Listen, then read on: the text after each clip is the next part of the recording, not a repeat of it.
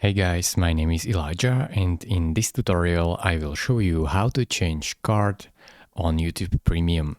First, click on your profile picture in the top right corner and then select Purchases and Memberships. Now this will open up this memberships page and you will have to click on this drop down Manage Membership.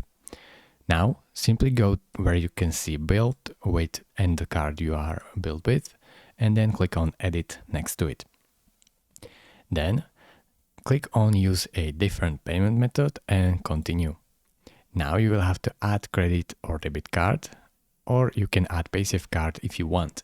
So add credit card and now fill this form in order to add your information and all about new card and then click Save Card. Thank you very much for watching. If this video was helpful to you, consider subscribing and liking this video and I will see you in the next tutorial. Bye bye.